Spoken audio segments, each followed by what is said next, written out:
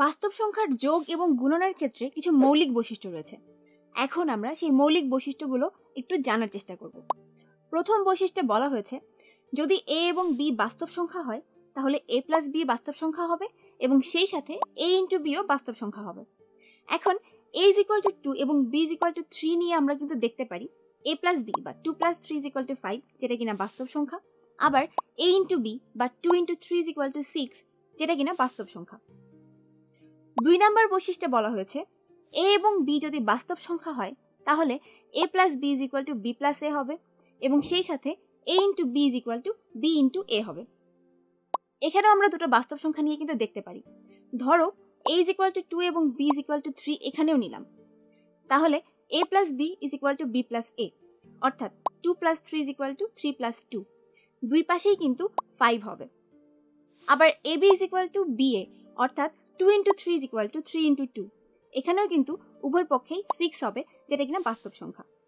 এখন তোমাদের কাছে মনে হতে পারে যে আমি কেন শুধুমাত্র ধনাত্মক বাস্তব সংখ্যা দিয়ে উদাহরণ দিচ্ছি। তোমরা এখানে ধনাত্মক কিংবা ঋণাত্মক যে কোনো ধরনের বাস্তব সংখ্যা নিয়ে কিন্তু দেখতে পারো যে স্টেটমেন্টগুলো আসলে সত্যি কিনা।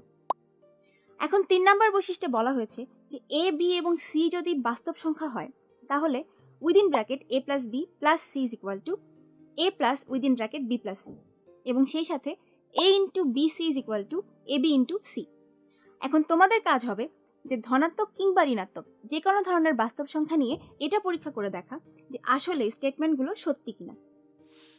4 নম্বর বৈশিষ্ট্যে বলা হয়েছে, a যদি বাস্তব সংখ্যা হয় তাহলে 0 এবং 1 দুটো স্বাভাবিক সংখ্যা রয়েছে, যেখানে 0 is not equal to 1, আবার 0 plus a is equal to a plus 0 is equal to a এবং সেই সাথে a into 1 is equal to 1 into a is equal to a।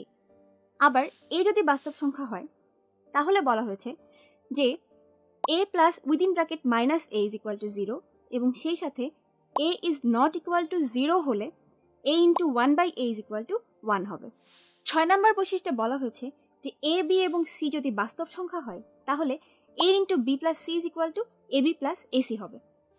7 নম্বর বৈশিষ্ট্যে বলা হয়েছে যে a, b যদি বাস্তব সংখ্যা হয় তাহলে a, b এর থেকে ছোট হতে পারে, a এবং b সমান হতে পারে, আবার a, b এর থেকে বড়ও হতে পারে। 8 নম্বরে বলা হয়েছে a, b এবং c বাস্তব সংখ্যা হয় যেখানে কিনা a is smaller than b, তাহলে a plus c O b plus c এর থেকে ছোট হবে। এবং সর্বশেষ অর্থাৎ 9 নম্বর বৈশিষ্ট্যে বলা হয়েছে যে a, b এবং c যদি বাস্তব সংখ্যা হয় যেখানে কিনা a is smaller than b, তাহলে ac bc এর থেকে ছোট হবে যদি c 0 থেকে বড় হয়, আবার ac bc এর থেকে বড় হবে যদি c 0 থেকে ছোট হয়। এখন তোমাদের কাজ হবে যে কোনো ধনাত্মক কিংবা ঋণাত্মক বাস্তব সংখ্যা নিয়ে পরীক্ষা করে দেখা যে আসলে এই স্টেটমেন্টগুলো সত্যি কিনা।